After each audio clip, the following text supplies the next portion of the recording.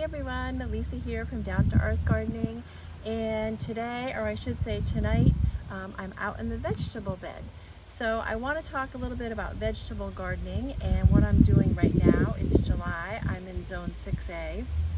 So as you know, I like to get the most out of my gardens, whether it's flowers or vegetables. And just like many of you at home, I don't have a lot of space here for my vegetable bed, and I'm constantly battling with wildlife. Just a little aside, you'll see a little bit of woodchuck damage here. I'm in a little bit of a war, but there's more videos on that to come.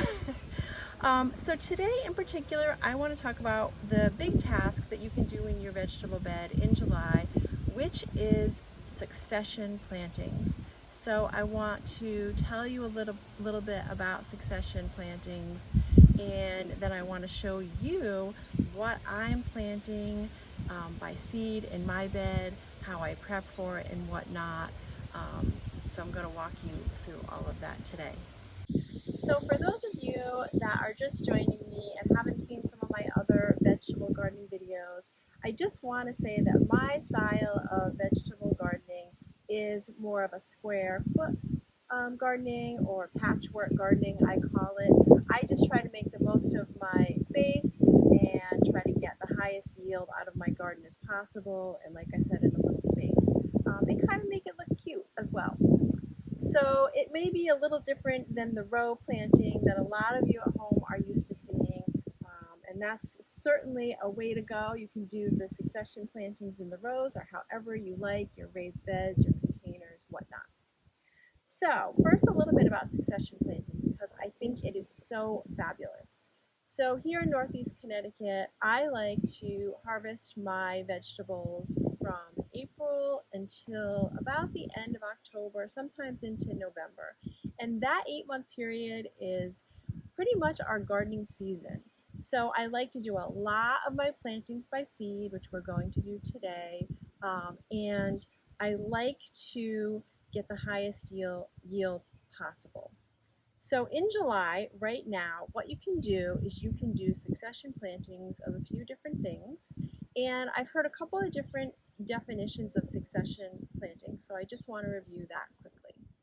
So one definition of succession planting is really just continually planting things so you get a continual harvest. So it is how you maximize your yield so you can keep on harvesting. So you stagger your plantings, and it can be anywhere from 7 days to 21 days, so 1 week to 3 weeks, and you just keep on planting that same crop so you can enjoy it all through the gardening season.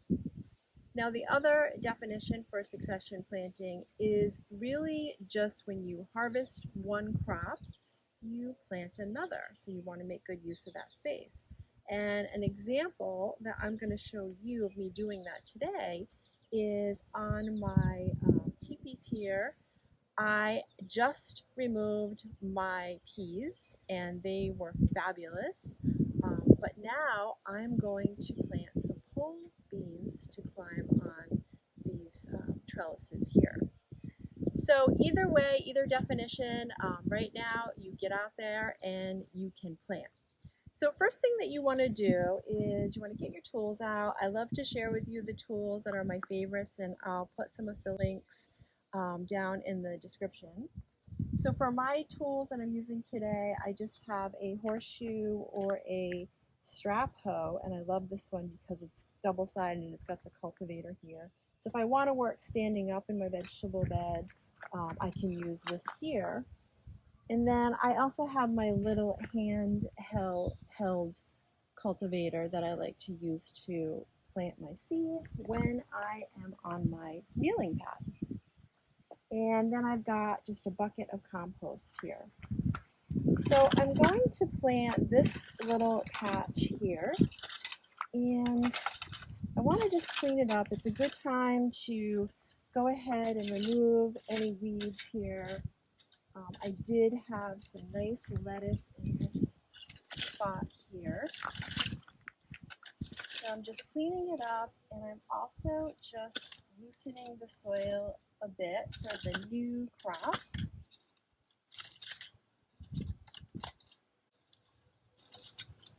I see some really nice worm castings in here, and actually, look at this beauty.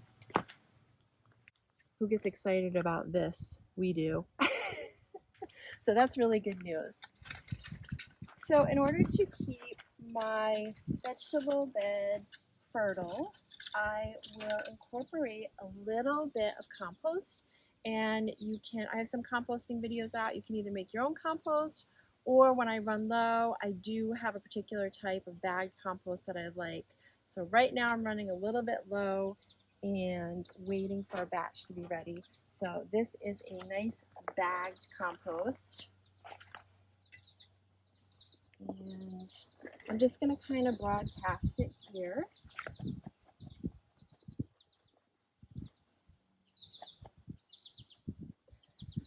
So it's really important to keep your soil healthy, and that will prevent you from any problems down the road. It'll make your plants a little hardier and more disease resistant if you have some nice healthy soil.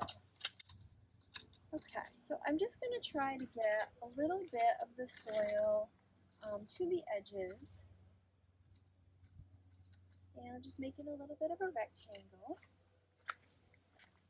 So now this first patch here is going to be Swiss chard. I love my Swiss chard. I plant it every single year. I have some going right now, but I'm going to get a new crop going, and I'm going to get the packet out so I can tell you exactly what I'm planting. So this patch of Swiss chard is called Oriole. I'm just going to show you the packet in case I am not pronouncing it correctly. And Swiss chard is a great one for succession plantings because you can harvest it in 4 to 6 weeks. So if you want to harvest it at the 4-week mark, you can. The leaves are just going to be tender, and the great thing about the Swiss chard is that it's cut and come again. So it's pretty fantastic, and it's a little more heat tolerant than your spinach. So I prefer to plant the chard. Okay, so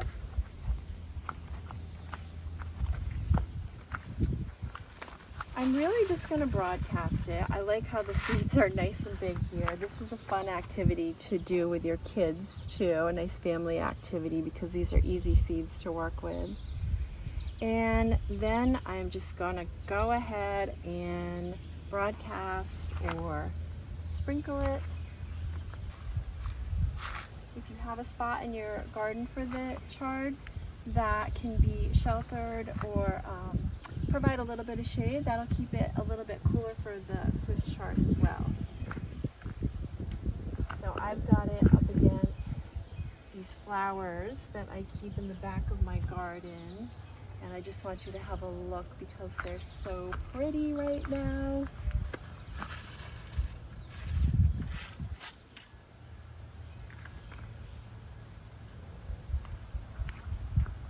So I know it's really informal, but I like keeping the flowers here because it also attracts a lot of pollinators to my garden, and that's pretty great.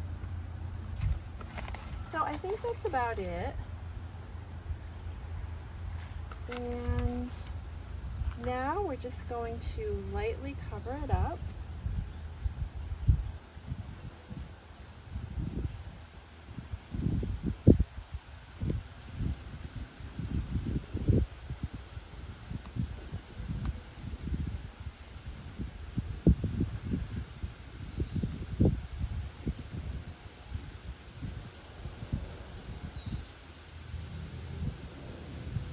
And then I like to just pat it down, get it settled in here.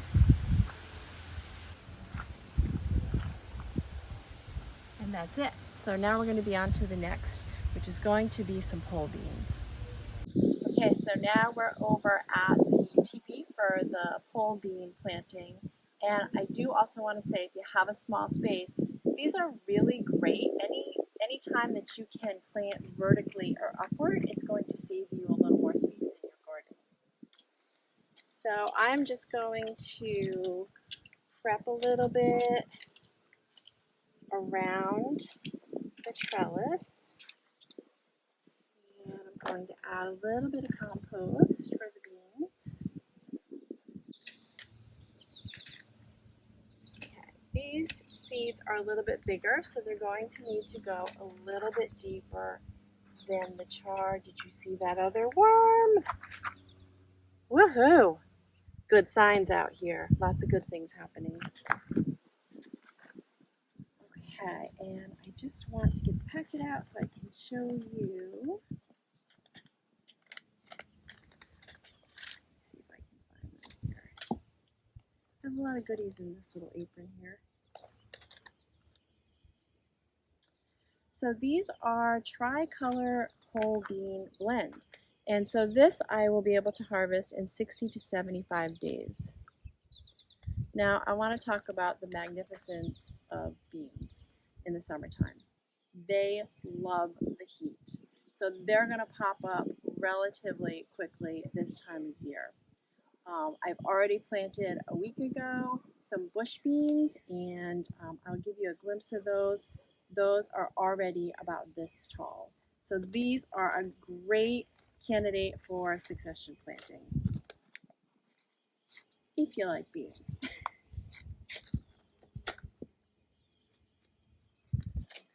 Okay.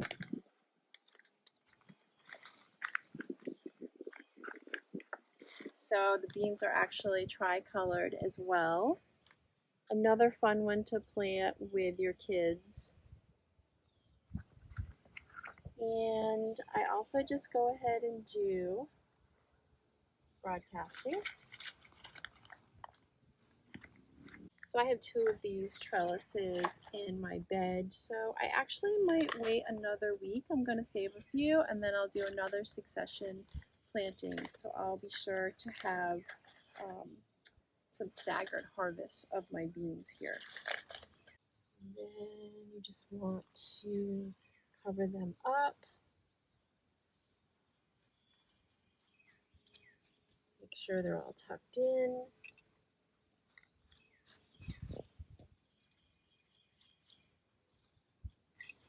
Okay, nestle them. And that's it. We're going to move on to the next seed in the other part of the garden. So the third seed that we're planting in the vegetable bed today for succession planting is going to be beets. So I have this little tiny patch here that I planted. It was pretty early spring, and they're just about ready to harvest, but you can see the battle that I'm in here, where somebody has been chewing the leaves, but I'm still going to be able to harvest the beets. But with that said, I do want to mention with your beets, you can plant them with the thought of harvesting the young greens, which are really great fresh in a salad or sauteed, or you can wait and go ahead and use them as a root crop and harvest the beets. So when you prep the area for the beets, you want to make sure, because it's a root crop, that you are getting the rocks out and really loosening up the dirt. You can see my little pile of rocks here. Oh, another worm. I swear I could do a whole video on worms, worm casting, because I get so excited about it. But anyway, so I'm removing as many rocks as I can, and I'm trying to prep this a little bit deeper.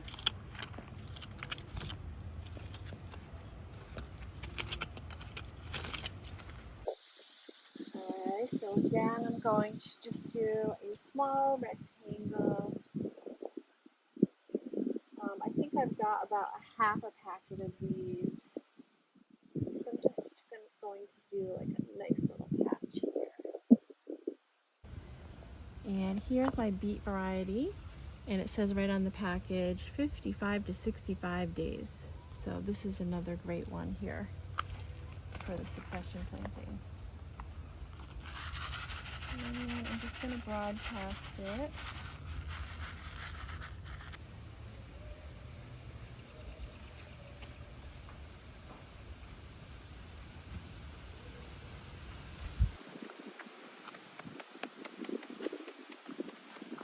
Okay, that's it for the beets.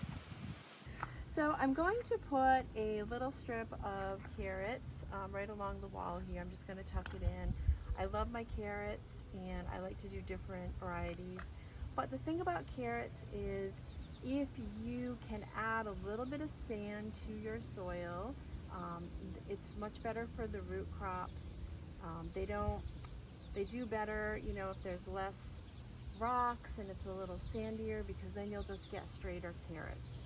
So I'm by the wall here and there is some backfill, so you'll see a little bit of sand incorporated in the mix, so that's not a bad thing. But hey, if not, you'll just have some crooked carrots and that's fine with me. They're still just as tasty.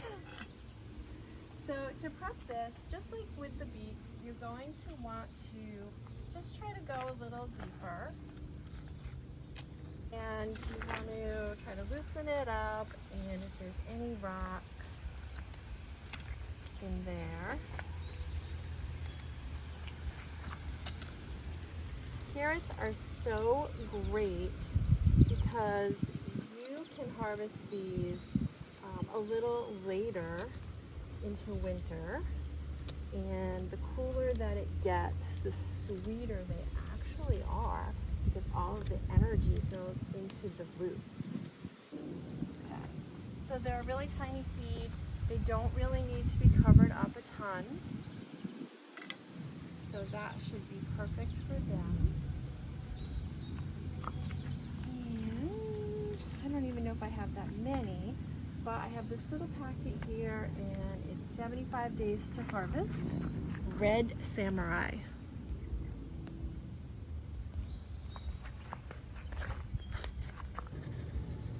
So broadcasting, I'm just going to do a nice thick row here. And I had plenty. So I can keep this for either next year or another succession planting of the carrots. And then that's it, just a little light covering and tamping.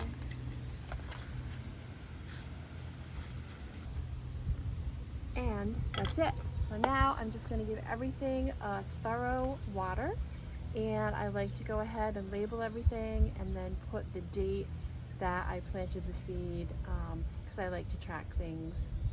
And that's it. So this is going to extend the harvest for us, and how wonderful is that?